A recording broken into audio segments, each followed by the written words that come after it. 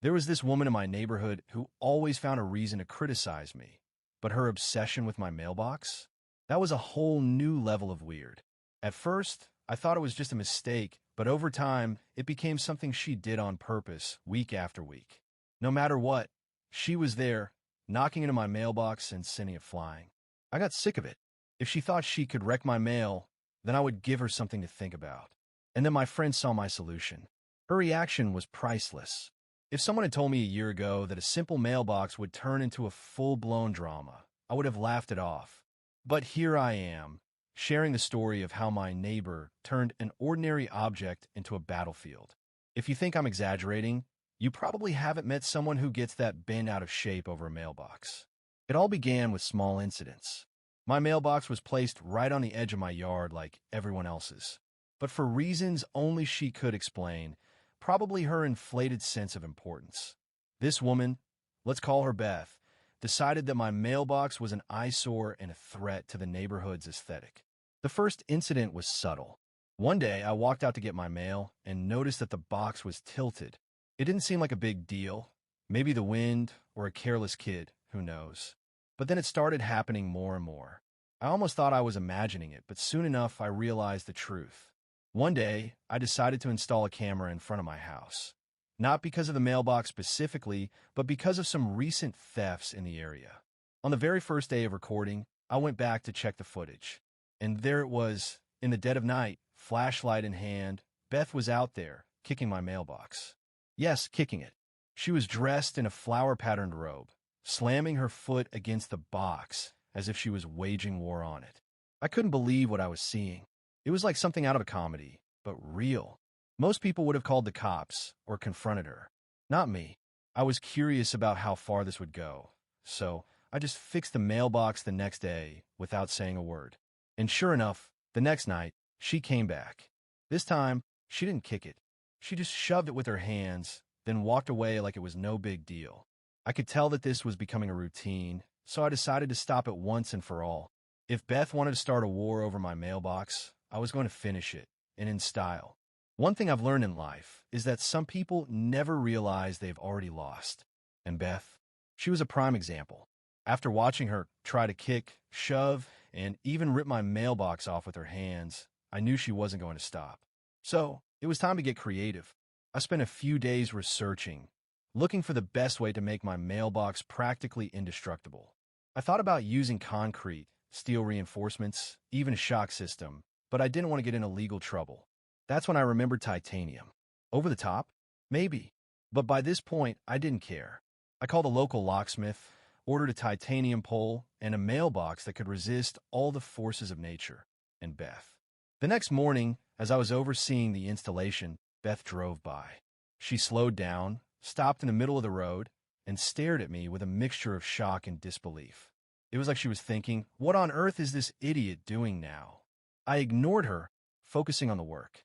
The locksmith set the mailbox in place with reinforced concrete, ensuring it wouldn't budge even if a truck hit it. When it was done, I stood there admiring it. Sleek, solid, and indestructible. Now, it was Beth's turn to make a move, and I was waiting. That evening, I settled in with my coffee, ready for the show. I knew she wouldn't be able to resist. Sure enough, around 2 a.m., there she was, flowered robe, flashlight in hand, ready to destroy my mailbox. She approached it cautiously, almost like she was facing a wild animal. She glanced around, checking for witnesses, then took her shot. She lifted her foot and kicked with everything she had. The moment her foot made contact was pure comedy. The force of the kick sent her stumbling backwards. She lost her balance and tumbled to the ground, sitting on the sidewalk, clutching her foot in agony. Her flashlight rolled away. She lay there, cursing up a storm, while I watched, sipping my coffee and enjoying every second of it. Eventually, she got up, limping and clearly in pain. She looked at the mailbox, hoping it was damaged, but nope, there it was perfectly fine. Her face was priceless. She'd lost, and for the first time, I could see that she knew it. But that wasn't the end. Beth was too proud to let a small defeat go. She could have walked away, admitted she was wrong, and moved on, but she didn't. Instead, she limped away with that same stubborn look on her face, and I knew she wasn't done. The next morning, I went outside and saw her sitting on her balcony with an ice pack on her foot, sulking. If it had been anyone else, I might have felt bad for her. But after all the trouble she caused me, I just couldn't stop smiling.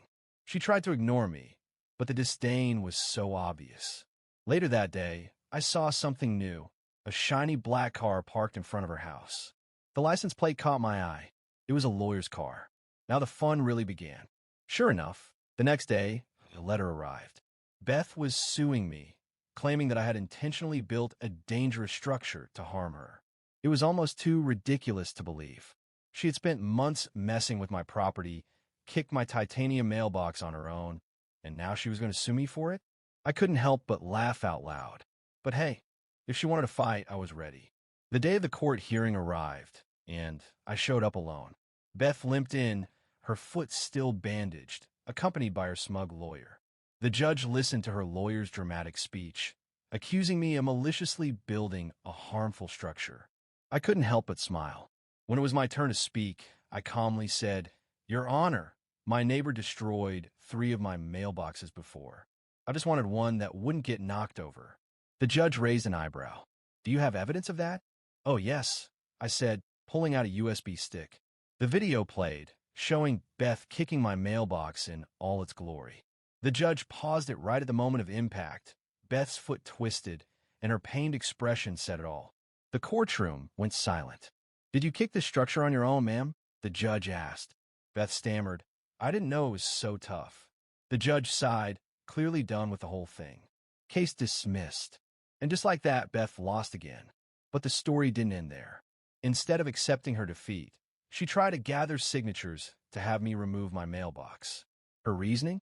It was a safety hazard to the kids in the neighborhood. The problem? There were no kids in the neighborhood, just a few retirees and one old dog. Her plan backfired, though. The neighbors were fed up with her antics and turned the petition around, making it a movement to remove her from the neighborhood. And it worked. A few days later, I received an email from the community council about an emergency meeting. That's when we all found out that Beth was being kicked out of the neighborhood. When the vote was taken, it was unanimous. The neighborhood was rid of her at last. In the end, I couldn't help but enjoy every second of her downfall. I even made a point of waving at her house every day. And eventually, that for sale sign appeared in her yard. It was glorious.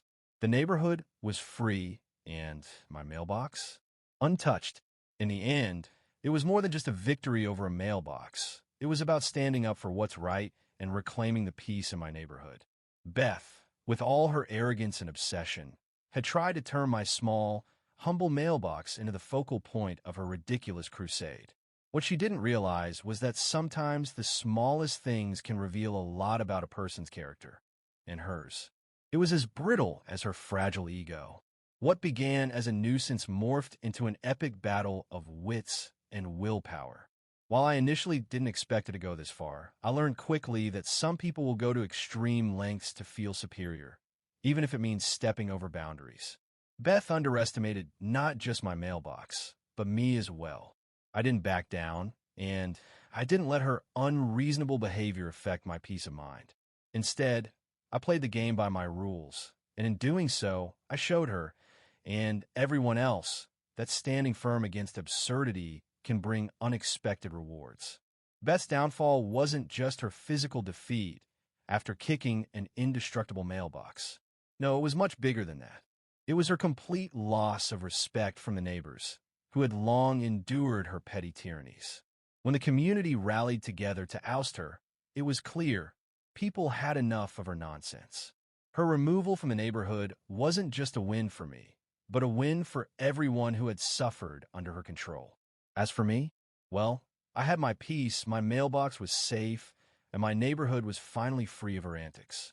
Sometimes the smallest battles make the biggest impact, and in this case, standing my ground ensured that I could enjoy my mailbox and my life once again.